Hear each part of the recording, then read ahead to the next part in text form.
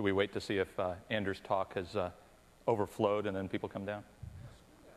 Yeah, I mean, you can either come and find out about the FuseServe C#, or you can find out how you make more money, right? I mean, it's really it's an easy decision. So let's get started. My name is Arik Cohen. I'm a lead program manager on the store team, and I'm really excited to talk to you today. It's really a great culmination of my 15 years so far at Microsoft. I started out at Microsoft on MSN. Initially on a product that was one of the first to try to do broad-scale local ad sales, MSN Sidewalk. I moved on from there to MSN Shopping, and I was the group program manager of MSN Shopping for about 3 years. We're the third largest shopping portal on the web, where I really learned about how do you take millions of product offerings, right? Millions of offerings from thousands of merchants, and how do hundreds of millions of people, what do they search for? How do they make their buying decisions? What do they look at? How do they make those buying decisions? How do they understand how to compare between different stores, between different products? And then I took that and I went back to my developer roots. And about 10 years ago, I joined Windows on the Windows Presentation Foundation, and really was part of the team that brought WPF to market.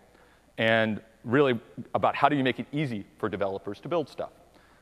And then when Windows 8 came around and I had the opportunity to come in for the Windows Store and really take my experience on how do people buy and how do people sell, and really that marketplace experience that I had, and combine it with how do we make it easy for devs to do that, and how do they make it easy for us in this room as developers to sell our applications and to get the most amount of consumers to buy it and to make the most amount of revenue. I was extremely excited. So we're really going to cover a couple of the key concepts around enabling you to make more money, which is how do you enable trials and how do you enable in-app offers in your Metro-style app. So what we're going to cover today, some monetization facts, what we've learned from the industry today. What is it that works? What is it that you can do to get yourself and get your app as one of the highest revenue apps out there? And then we'll walk through how do you build trials that matter to consumers, to your users, that will get a higher conversion rate, that will get them to pay you a larger amount of money for your application, as well as how do you make it easier for you to build those applications. You don't want to build multiple versions of your apps, a trial, a light version, and a full version, support multiple versions. How do you really kind of gear through all that? How do you monetize your app over time? How do you continue to make money after that initial purchase? Or is your initial purchase or the initial acquisition application free? And you want to be able to continue to get revenue from users over time. Then how do you measure that performance? Because at any time you're in a numbers-based game, like making the revenue, making the most amount of money for your application, you really want to understand how the decisions that you've made and the code that you've written is effective or not. And if it's not, how can you make it more effective? And how do we kind of go through that? And then some best practices we've seen around monetization of apps. And then hopefully you'll walk out of here. We're going to spend about half the time in Visual Studio actually coding all this up into an app. And let's get started. So first of all, trials matter. If there's nothing else you take away from this talk, I hope you take this away. Why is that and how does that? If you take a look at Windows Phone developers, 70 times the downloads, 70 times the user base. For a paid application, if you have a trial or you don't have a trial, 70 times the user base. So that obviously the next question is, are they actually going to convert? Are they actually going to make more money? Well, 10 times the revenue. 10 times the revenue. So the same app, the average app, paid app, with a trial, without a trial, put a trial in there, get users to have a chance to kick the tires. I'm assuming no one in this room bought a car without doing a test drive. I'm assuming no one here bought a house without walking through it first. If you did, I've got some great oceanfront property in the middle of Nevada that we'd like to talk about after the session. But everybody, users want to understand whether that app is going to do more. Now, the conversion rate is about 10%.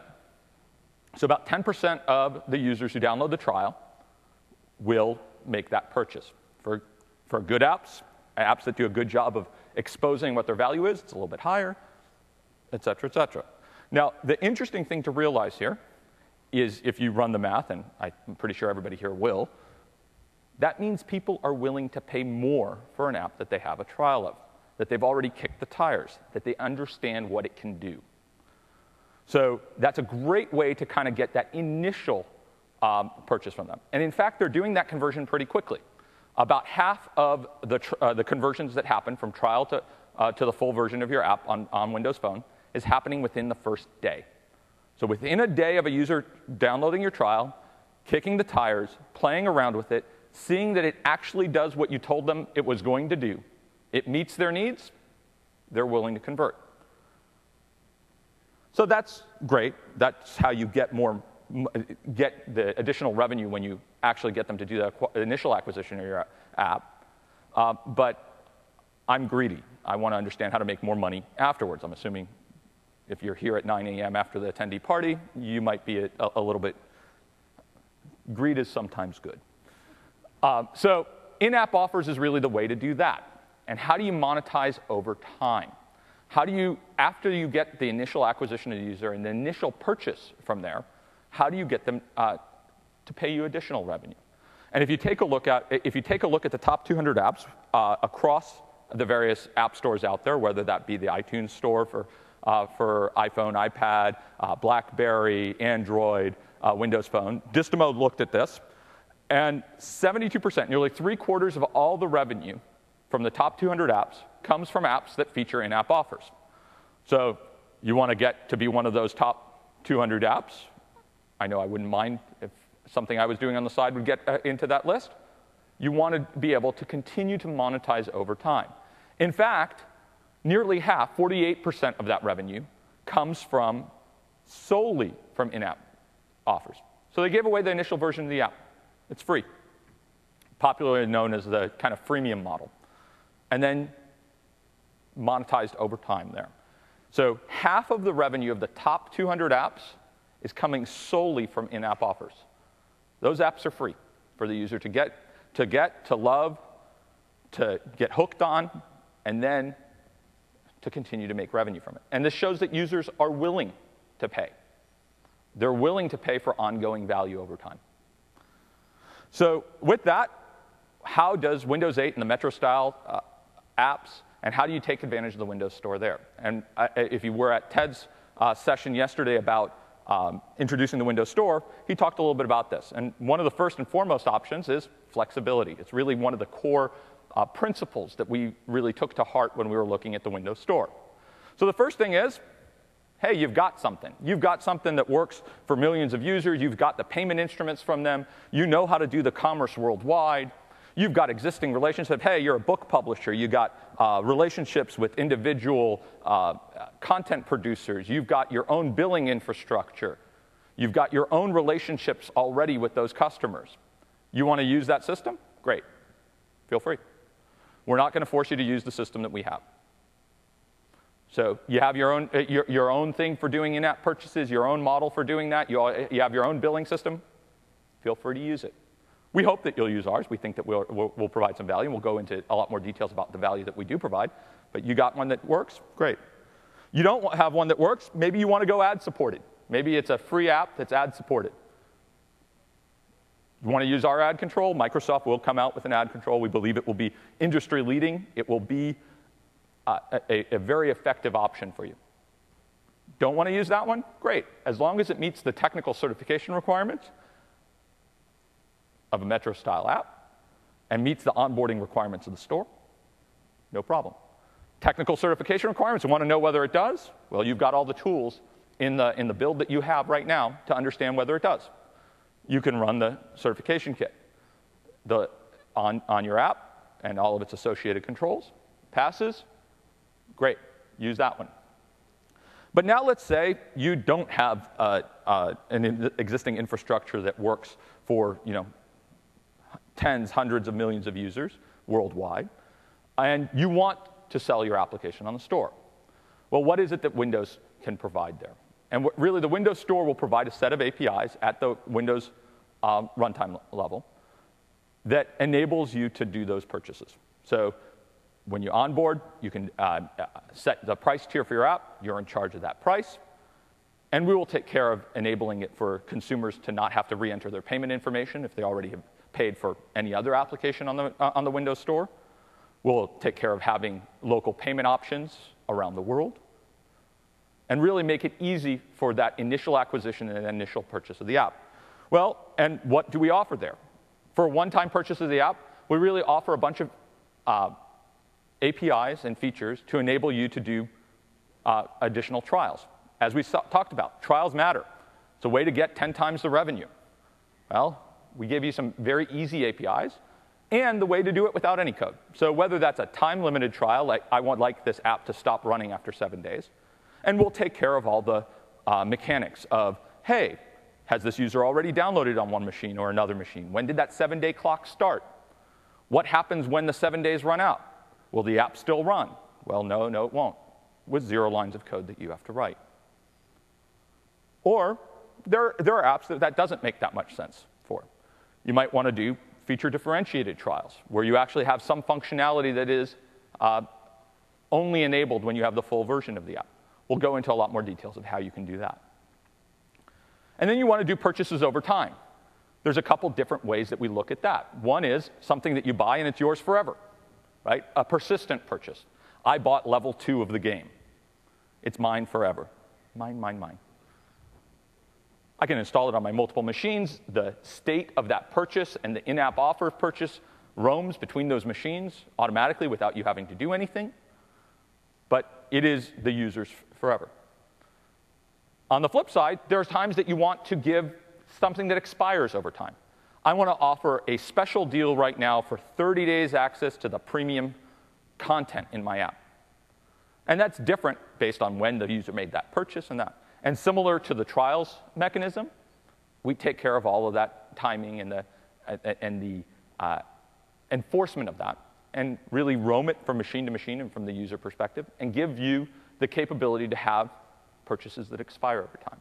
So we're really going to spend the next half hour or so walking through how do we do the time-limited trials, feature-differentiated trials, and how do we do in-app offers in the app. It's probably best to start out, though, with how will a consumer and one of your users experience this? So you kind of get an idea for that feel. So the first place they'll see this is they're going to come to your app listing page. Have you guys played with the piano app? I've had a bit of a struggle with this talk because anytime I bring one of the machines home that's touch, my 4-year-old daughter immediately takes the machine away from me and starts playing with the piano app. That and Paint Play is the other one that, from a finger painting perspective, is a great hit. But what we're going to do is take. So I figured I could monetize this app. I've seen 4-year-olds are willing to buy. We're going to take that app that you have in your build, and we're going to add trial functionality into it. And we're also, for example, you'll see another flip view here. We're actually going to enable you to buy individual songs off of that, right? So how do you add additional content? So how do you do in-app offers and monetize over time? You'll notice that a couple best practices here. One, we're calling out on that app listing page what it is that you can do. Additional songs are available to purchase. Recording capability not available in the trial version.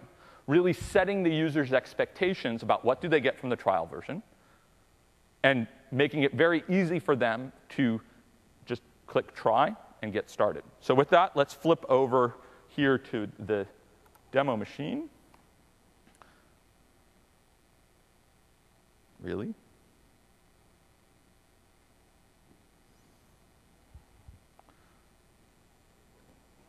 And we'll make sure that, yes, we are flipping over the demo machine. And we've got the piano demo app here. So when I launch it, the first thing you'll notice is that in the top right, it comes up and tells you it's a trial version. We'll walk through exactly what code you have to do in order to be able to expose that. Only expose it when the trial version of the app is. It tells you how much time's remaining on this. This is a time-limited trial, and we're also going to do some feature differentiation in it. It tells you what the price is. That price is local to the user that's actually running the app.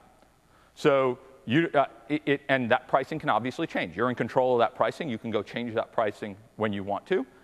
Existing users of your app, the APIs that we provide let you get that purchase price that is locale specific for that user and provide that up there. Provide that information within the context of your application. You'll notice here that we've got the song list. You'll notice that it says you need to upgrade to the full version before you can do the in-app offer purchases, right? So how do you get people to convert first? We give a couple songs away for free, so let me actually play this one just to... I'm actually horrible at the piano, but we'll try to do some of that stuff. But I did promise my daughter that I would try to record Mary Had a Little Lamb here, so... we have to go do the record, but when I click on record, we actually see that that's not available in the trial mode. And how do we get that, how do we enable that functionality? So what would the user experience be? Well, I do want to make this purchase because I promised my daughter I'd record this on stage for her. So you get, a user would then get, would you like to make that purchase from the Windows Store? They'll say yes, go do an auth. Thank you for buying. And now you'll see the trial version has gone away. And at this point, let's see if I can actually do the record.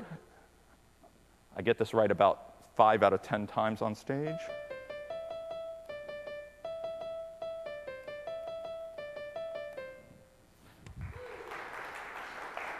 And if I play it back, it will not get your applause, but I'll make sure to tell her I got it. So the record functionality is now available. It kind of unlocked by doing that purchase. Again, the in-app offers, they feel very much the same way, right? I can scroll down. Obviously, pricing is different. So pricing here, you'll notice everything is either $8 or 80 cents. It's Windows 8. Obviously, you're in control of the pricing. But we didn't want to make any assessments about pricing. But since I'm using, I think, the corporate credit card for actually making these purchases, I'm going to buy the most expensive song in the listing here. I'm hoping Ted's going to expense this afterwards, accept that expense report. And now when I make that purchase, you can also give kind of instant gratification. I bought the app, bought the song, immediately starts playing it, right? Immediate access to that content. So that kind of gives you an idea of the experience users will see when they interact with your app, either in a trial mode or in in-app offers. Now let's go into what it would take to actually build this. So let me jump back to PowerPoint real quick. So building trials that matter. The first decision you've got to make is, are you interested in time-limited or feature-differentiated? Time-limited will give you a set of options as far as time periods that the app can continue to run. And this is not an either-or decision, right? You might start out with saying, I don't want to write any code. I'm going to say it's a 7-day free trial. Unfortunately, I was looking for an example of this. I was talking with a couple colleagues at the party last night. It was a little loud, so and we were thinking of upcoming things that we could build some Metro-style apps for. And the one that came up was, how do you talk like a pirate? So National Talk Like a Pirate Day is coming up here. And arg, matey, we all want to make a little bit more treasure. Unfortunately, it's coming up in 4 days. So a 7-day free trial, arg, would make me nothing. And it's early, so you guys are still not awake for that. Sorry about that. So time-limited probably doesn't make the most sense in a situation like that. And you want to go with a feature-differentiated. Example, same thing as kind of the piano app. There's some kind of premium features, and you can put that behind the wall. Give people enough of an understanding of what your app can do that they can really work with it there. So what's the easy way?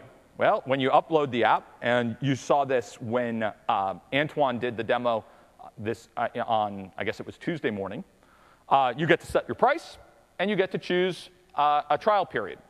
You can choose trial never expires, in which case it's a feature-differentiated trial that will work forever. Or you can choose from a set of options. You choose 7 days, let Windows handle the rest. You have to write no more code. And there will be a 7-day offering. We'll take care of the fact that a user can't install it, can't uninstall it, reinstall it, log in with a different user ID on the same machine, try to install the trial again, and try to really game the system. We take care of kind of all of that app hardening and the licensing around that. How do we do that?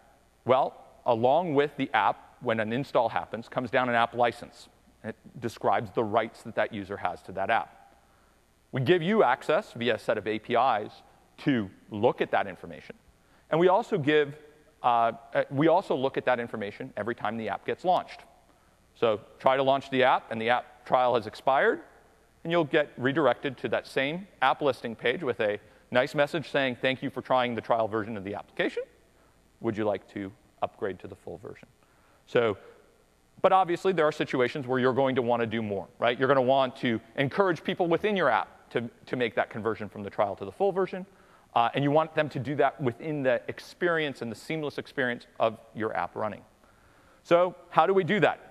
I got the lucky app session code of 123 or 123, so this will start the cheesy, it's as easy as 123. First thing you need to do, you need to check the license. You need to check whether the user has the capabilities already. Have they already purchased the trial version? Did they already get that in-app offer? Are they in the trial mode or are they in the full mode? If not, you're probably going to want to get the latest listing data. Why? Because you may have changed your pricing. You may have changed the markets that you offer it in and that you want to get local pricing. The user may not be running it in the market that they initially that you initially expected or whatnot. So you want to get the latest listing information that you have uploaded to the store and be able to expose that within your app. And then you want to prompt for purchase. Well, what does the code for that look like?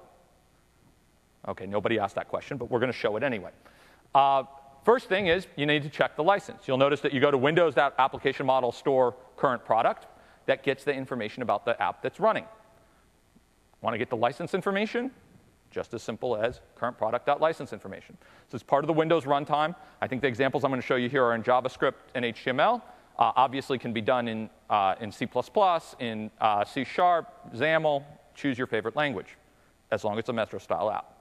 How do you check if they've got it? Well, if license information.isTrial. Pretty straightforward. Obviously, do some code when something's in trial. Do some code when it's not. Well, one of the interesting challenges when you're building kind of the trial versions of your apps or where you're trying to build your in-app offers is how do you test this stuff before you've actually uploaded it to the store, right? Because going to current product, to windows.applicationmodel.store.currentProduct will go basically be able to get the appropriate information from the service. Well, you haven't uploaded it to the service yet. The service doesn't know about it. You'll notice that what we'll do here and what you'll probably do while building your applications on the developer preview build is you'll use the current product simulator. And that enables you to have a set of backing XML that will really create the states of what the server would respond. What data do you want it to give back? And it'll let you understand each of the error cases so that you can handle the error cases. What happens when the server responds, I'm too busy? Well, that's an error code you can get, but how do you test for that in your test environment? How do you make sure that you build the most robust app that you can? Well, step 2 was loading the listing data. Again, very, very straightforward. Current product.load listing information async. It's an async call because we're going up to the service at this point and getting the latest information. I'm going to store that information away here in my global variable listing info, and it'll come back with things like my formatted price. That's the price that's for that user for the market that they're in, that they would make that purchase. So you would see potentially it come back as $8, 8 euros, 8,000 yen, right? So it's based on where the user is actually running it. How does that data get in there? Well, it gets in there because you uploaded that data when you uploaded the store, right? That's how it will run when you're running in production, when a user is actually using and acquiring the additional purchases from your app. But while you're doing development, it's going to come from the proxy XML that we have here. So we have, for example, a listing information that gives you what the price is and that. You'll notice that there's multiple sets of market data per product. You can actually mimic and test for, hey, I have the data across a set of markets, and run all of this stuff locally without having to connect to the store. So this is the way you can kind of do rapid development and testing of those behaviors while you're doing that.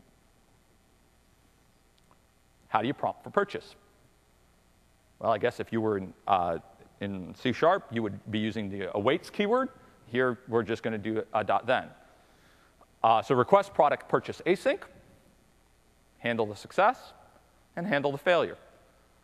Now, the interesting thing is on the failure side, Well, lots of times it's just user canceled, right? They made the decision not to. The answer may be your app just keeps running the way it was, right? You may not actually have to do a whole lot there.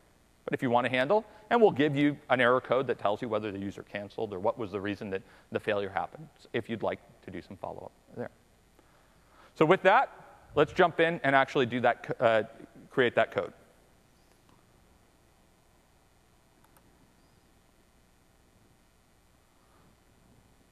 Switch over to the desktop here and to Visual Studio.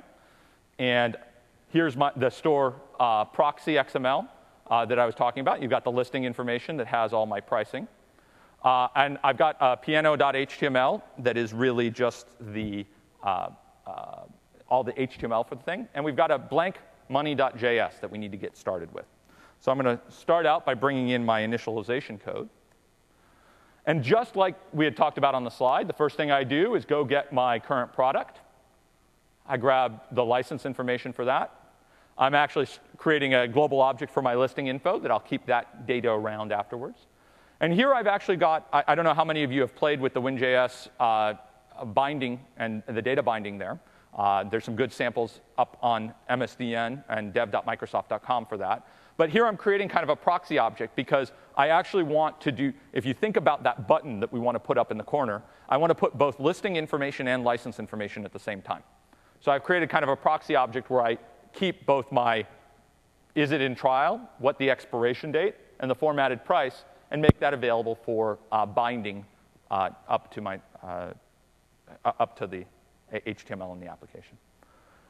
So I set up my proxy file, folder and proxy file. This is really for doing development, and this is actually, I did exactly the same thing you're going to do, which is I went to the Windows Store sample on dev.microsoft.com, and I stole the exact code from there.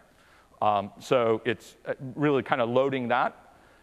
I'm setting up a event listener on the license changed event. And I'm basically going to have a function. What this here says is I've got a function, reload license, that will get called any time that the license state changes. And it's important to realize that this license state can change for a variety of reasons. It's not just because you prompted for a purchase and the purchase went through.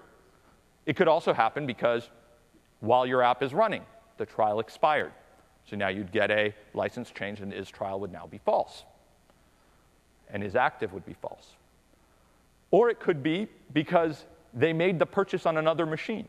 They had the app running on this machine. We sunk the license down, and now you can light up that functionality. So really, the light up functionality of the application from trial mode to a full, or for your in-app offers, we really want to take care of in that reload license functionality, more than you want to handle it on the success of a particular purchase. And then I also get the listing info. So what do those look like? Let me bring that in. So let's bring in reload license. Well, it's pretty straightforward. What does it do? It goes and sets in that proxy object that the trial is the same as that, and that the expiration date is the same as that. And it also updates the songs. And it's basically refreshing the data source on the song view, the library view that you saw there, the list view that you saw there. And the reason is there, you want that to recalculate whether or not now I'm not in trial, so I want to show a buy button as opposed to please upgrade before purchasing, and really kind of force the data bindings to all refresh there.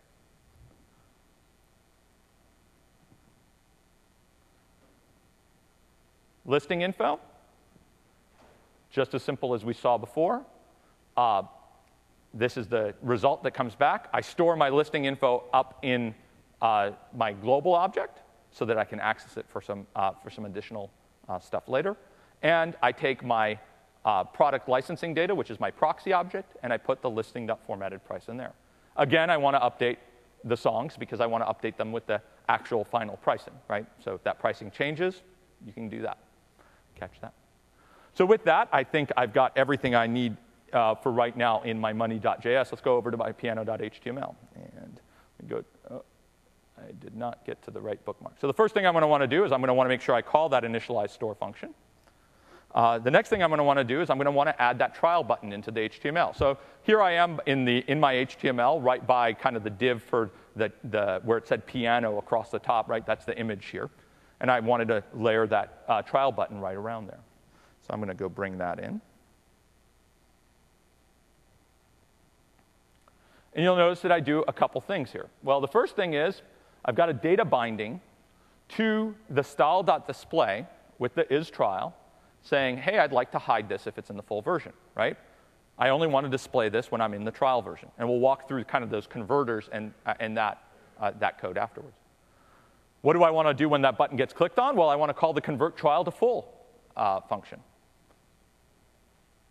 I've got a couple spans that show that it's a trial version. I have a binding that wants to show the number of days remaining, and I want to show the formatted price. Well, I need to go set up this binding, as we talked about, so I'm going to go and add that in here. And this is just the Win.js, how do I take the button that we just added, right? That was button trial, that get element by ID, and how do I bind that to the product licensing data via the Win.js binding process all. You guys didn't know that you were going to get a Win.js data binding overview here as well, did you? So now let's bring in those converters that you saw. So the first one was, do I show it or not, whether I'm in trial or full version? So if it is trial, then I want to return it as a block. Otherwise, I don't want to display it. And then I have here a converter that takes a date, which is the expiration date of the trial, and I return back to you the number of days remaining, right? So that you can expose that out on the there. Now I need to do the convert trial to full. What was that? Again, it is just as simple as what we saw earlier. I just do current product.request product purchase async. I actually don't need to do any code here around purchase success. And the reason is I'm actually going to get the reload license call will get fired when the purchase was successful. And that will refresh the bound objects. And since I'm using data binding to show that functionality switch, I handle it that way. So if I actually go run the app now, it's the moment of truth, the first F5 today. You'll see that I have 4 days remaining. And yeah, I can still play Mary Had a Little Lamb. You'll notice that there's nothing here that's differentiating there. You still see that you can play anything even though you're in trial version. Record functionality works because that happened. But now when I click on this button, right, so it calls the convert trial to full, I now am using the simulator. So the simulator comes up. Not the most Metro style of UIs, but that's OK. The simulator comes up and gives you an option of what error code would you like to respond. How would you like the server to respond to the call that you just made? First time I want to do it, I want to say, hey, the user canceled. And the trial version is still running on the app, right? But you want to actually, in general, you want to see what success looks like. So let's do SOK. Boom. Automatically, due to that data binding on the display, on the style of that button, it moves away. So kind of just as easy as those 1, 2, 3 steps. And here, actually, that check license step, we're even doing in that data binding, right? So it's very, very straightforward there. But how do we add the feature differentiated portion of that, right? How do we make it so that the record button doesn't actually be enabled in the trial version of the app? Let's go back to VS and do that. So the first thing I'm going to do is I need to put in that flyout that we use to initiate that So you'll notice here, this is the confirm purchase flyout. It's a Win.js UI flyout. So in Metro style, you'll have heard about kind of the flyout controls, really kind of the how do you overlay some information. It's a light dismiss. We have a light dismiss, which basically says if the user doesn't want to do it, they can click anywhere else and interact or tap anywhere else in your app, and they'll be able to interact with your app as they were. They're not forced to make a yes/no decision. But we do give them a, hey, recording is not available in the trial version, and we put a button that says, yes, I would like to do it, and it calls the exact same convert trial to full. Well, how do we go and get that to be hooked in? In the start recording function, which is what happens when the user actually clicks the record button, we're just going to go add a little bit of code. If license information dot is trial.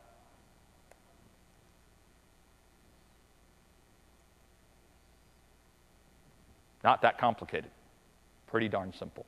This is that step one, right? Check whether the user has access to that.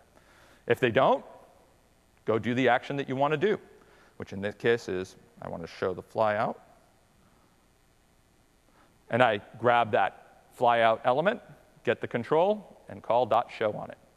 And then I return false to the start recording to let it know that it shouldn't start recording. Let's see if that worked. So now when I click here, recording's not available.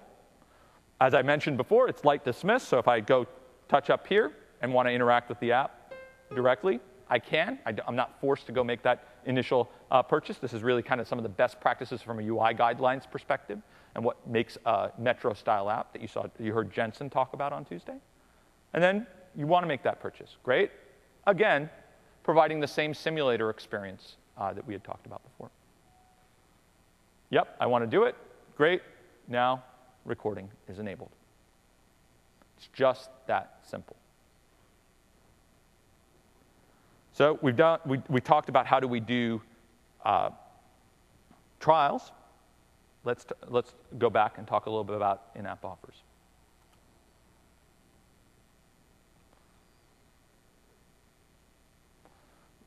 Monetizing over time. How do you get users to continue to provide that their precious dollars and that you've provided additional value that they're willing to make those purchase decisions? In-app offers are the way that we view that you can do that. They enable you to monetize your app over time. Whether that be via you're adding additional content, you have a new version of your app and you want that functionality to be something that people have to pay for, right? So you have some additional premium functionality in that new version and you do that there. Whether that's access for a period of time, access to the 30 days of premium content in your app. We use the exact same model. It's as easy as 1, 2, 3. You check the license. In this case, you'll notice that the license is a little bit different. I'm not looking just at the current product, that license information. I'm looking at I take that license information, and I do a feature licenses. I'm looking at those in-app features that you have available, and I do a lookup based on a feature ID that you specified. And then, if the license is active, they've already purchased it. If not, you'll do the opposite, right? Convince them to purchase it. Loading the listing data. Again, I have my listing information in listing info. Feature info is just listing info.featurelistings.lookup with the same feature ID that you've implemented there. And then I can return back the feature info.formattedPrice. Where does that data come from? Well, this comes from some of a different page while you're onboarding your app with where you define what your offer tokens are, feature 1, feature 2, 30-day access. You define the price tier that you want for each one of those features. And you define what's the feature lifetime of that. Are they forever? Are they 30 days, 90 days, 1 day? Remember, just even when we take a look at some of these conversion rates, we know we've seen from kind of the Windows Phone example that conversion happens very, very quickly. Where does that come from? Well, in the listing information, in that proxy, when you're working against the simulator, we'll have here song 1 and a price, and it's really kind of that market data and exposing all of that information in a similar way. How do you prompt for purchase? Extremely, extremely similar to the way we did the convert from trial to full. I request a feature purchase async. This time we do have to ask for one parameter. I apologize, but we do not know which feature you would like to purchase unless you tell us which feature you'd like to make that purchase. So it does take a feature ID there. And then when that's enabled, hey, you want to enable that feature right away. Obviously, your reload license, the license changed event that you registered for, will be able to process that as well. But for example, in our application that we're building here, I want to be able to play back that song immediately. So I actually want to take the context of a successful thing and immediately start playback. And I don't want to have to diff the license state from before to now to go figure out what was actually purchased right now. While I wouldn't want to deal with that, I wouldn't want that I purchased song 1 on machine A, and I'm running on machine B right now, if you don't want song 1 to just start playing, right? That would be a little strange. Maybe you do. I don't know. It depends on what type of gremlins you want people to think are behind the software that you built. So let's jump back into Visual Studio and implement that in our application. So we're going back into VS. And again, we are right now, we have the version that has trials. You'll notice that none of the in-app offers are here. Now, one of the things that you noticed here is each time I run the app, I'm back in trial mode, right? So because we were testing trial mode.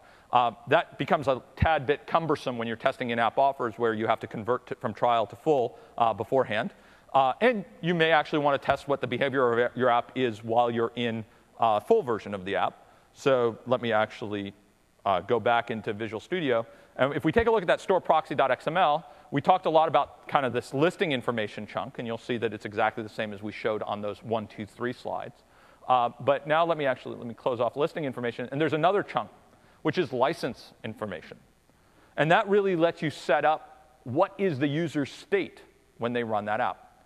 You can change out, by the way, these proxy files at any point in time, right? So you can, while you're running, decide to change out the file underneath it to mimic the fact that a sync happened or that the user state changed as that behavior. But we're just going to go with as simple as we're going to want to change the is trial to false here, hit F5, and now I'm testing my application in full mode, right?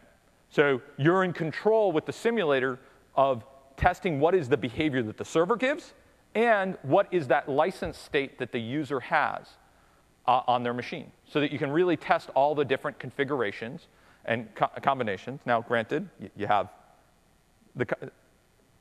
have here like 5 songs to purchase, 5 factorial. That's getting a little bit, you may not test every single combination. You probably should. Your users are going to want that you do. But now let's jump back in, and how do we go do the in-app offer portion of that? So let me jump back into my piano HTML and jump over here. So what I've got here is the binding template, the Win.js template for the library list view. You'll notice it has an icon, the title, and the artist. And we need to add that in-app offer. And there's 2 things that we want to add here. One is a text for when they can't purchase. What do we want that text to be, right? Whether they've already purchased that app. Maybe we want it to say they've already purchased. Whether it's not available for purchase right now because they're in the trial version of their app. And then we also want to do a button, right, that says, hey, go buy, right? We want to kickstart that process. So let me bring in the HTML for that. So the first thing is the div that's the in-app offer text. And it takes a feature ID and calls the converter, right? If you're like me with a background in WPF and XAML, these are very similar to kind of value converters there. Feature availability text, feature available text. And that's the one that will come back with, hey, I've already purchased that, or hey, it's not available for purchase right now because you're in trial, right? Please upgrade before purchasing. Then we've got a div that is the in-app offer buy button. And again, we bind that so that it will only display when it's possible to buy that button, right? So we're binding the style.display. And then we're binding the on-click because we want the on-click to actually return it's not always calling the same function. It's calling a function with a particular parameter. So we need to kind of bind that information away. And then we bind and show the price and say buy, right? Right in here. So let's go bring in those converters and see how easy this is to do. So we're down back into our money.js, which we started out empty, and I guess we've written 94 lines of code together today. And I'm even counting the comments. So the in-app converters. So the first one was that feature availability text. Also wanted to show you how do we know what those feature IDs are. I've got here my songs.js, which is really my array library of what are the songs I have available. I've added a feature ID to each one of these. The first 2 are always available. That's my own kind of little tag that says I want to make these kind of flow through the system. I don't ever want to purchase them, right? We want to have those always available. And then you'll have kind of song 1, song 2, song 3. And those map to what you saw in the store proxy XML, or what you would have uploaded in your listing information when you made your initial purchase, initial submission of the app. So when we look in here, we say, hey, if the feature ID is always available, then just return nothing, right? I don't actually want to have some feature availability text there because I don't want to show that. Then I'm doing step 1 of our 1, 2, 3, where I'm looking up the license. I'm saying if it's active, that means the user already has an active license. They've purchased that particular feature. So return purchase. So that's the string that will show up purchased there. Otherwise, if they're in the trial mode, we actually want to say, please upgrade to purchase this song. If they're not in trial mode and they haven't purchased, we don't need to display any text in that feature availability text div, because we're going to actually show the buy button instead. Well, how do we show that buy button? Well, remember, it was binding the style.display, and it's looking at if the feature ID is always available. Obviously, we don't need to show a buy button, so return none. Otherwise, if, again, doing that lookup, step 1, if it's active, return none. Otherwise, if you're in license, is trial, we don't want to show the buy button there. Otherwise, return block, show it. How do we get the feature price? Again, we're now accessing the stuff that we did in step 2, which was the listing info, right? So we have the listing info. We go back to the feature info, listing info.feature listings lookup, passing in that feature ID, and we do the formatted price. So how do we handle that on click? The step 3, how do we prompt people for purchase? How do we make that happen?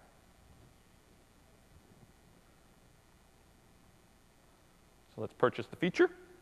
There's 2 things that happen. First is we did that binding to a converter that actually is returning a function, right? So here, again, if the feature ID is always available, I don't need to worry about this because it's never actually going to get called. I'm not going to have an on-click event there. Otherwise, I want to return a function, which is purchase feature with that feature ID. Well, what does purchase feature do? It does exactly the same thing that we did before, right, on the convert trial to full. Request feature purchase async, pass in that feature ID. In this case, I actually do want to do something special on the return, right? I want to play that feature song. I want to play that song, pass that along, and kick that. So let's see if this worked. I'm going to hit F5 here. We're starting up not in trial mode, so when I look in my song library, I see the first 2 are free. I can make a purchase. Let's go down through this. Anybody for some Mozart this morning? Nah, maybe not. OK, fine, you guys want, it sounded like you wanted the Mozart. We'll make the purchase, continue, and the purchase happens. So just that simple as kind of those 3 steps, right? Check to see whether the user has it, provide them with the right listing information and the ability to make that decision, and prompt them to do that purchase.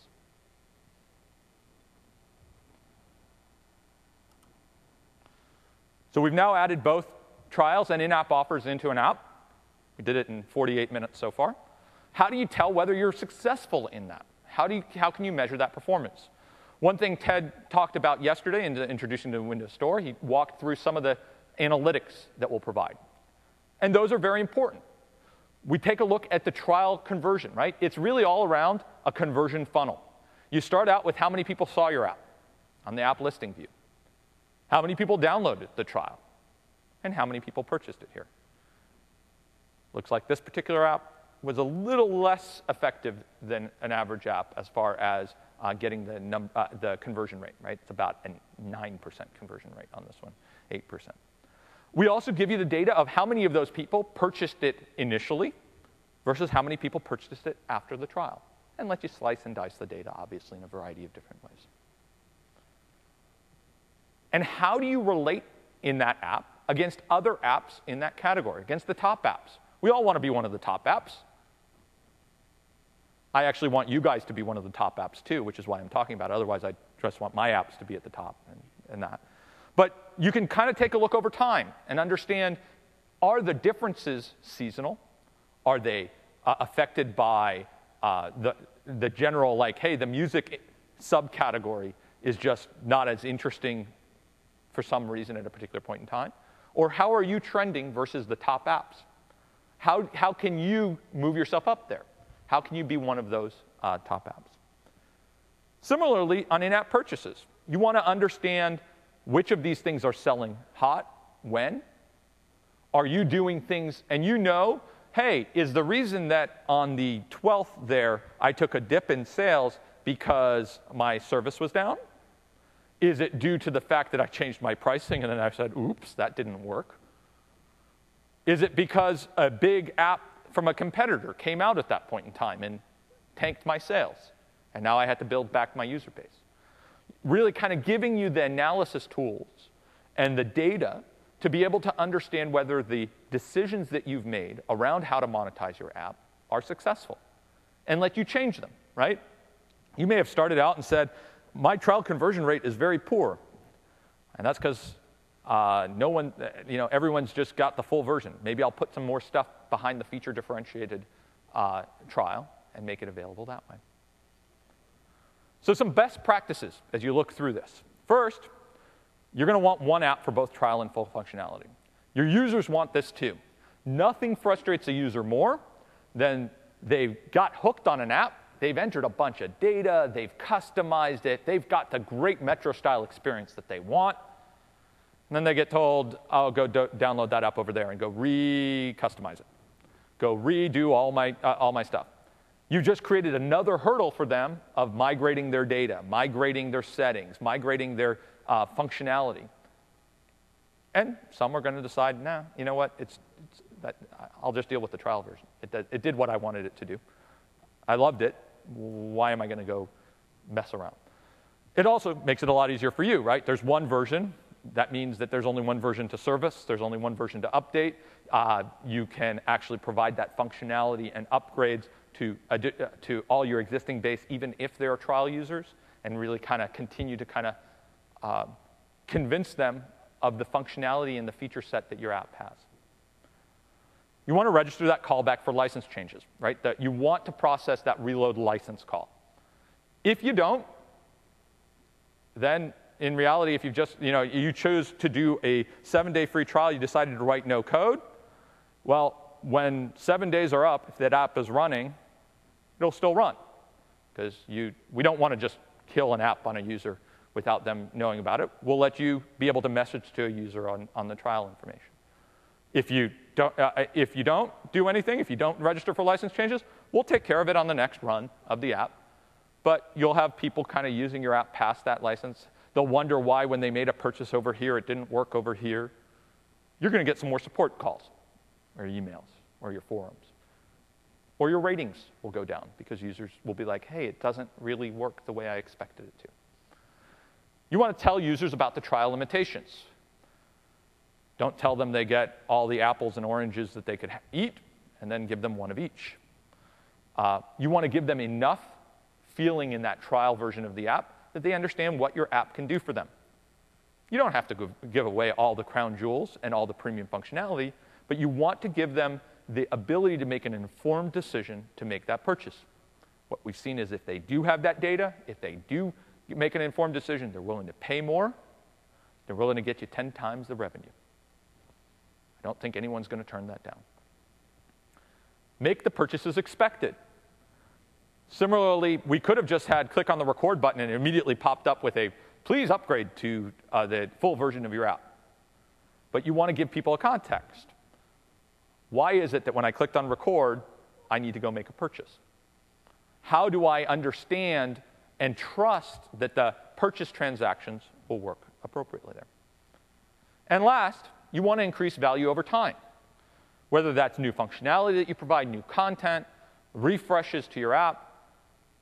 In order to make the most amount of revenue over time, you're going to want to be able to continue to monetize over time. And using in-app offers is a great way to do that. So with that, a couple related sessions that hopefully you saw yesterday introducing the Windows Store. If not, it should be available for download very shortly here. And there's some dev.microsoft.com documentation about enabling in-app purchases and trial versions. There's a store sample app and the SDK, and you can get started there. So if I take a look at the 1, 2, 3 steps for making more money with your Metro-style app. 1, create a trial to get more users. 70 times the users, 10 times the revenue. Use in-app offers to monetize over time. Nearly 75%, nearly 3/4 of the top 200 apps are doing this. Why don't you? Measure your performance.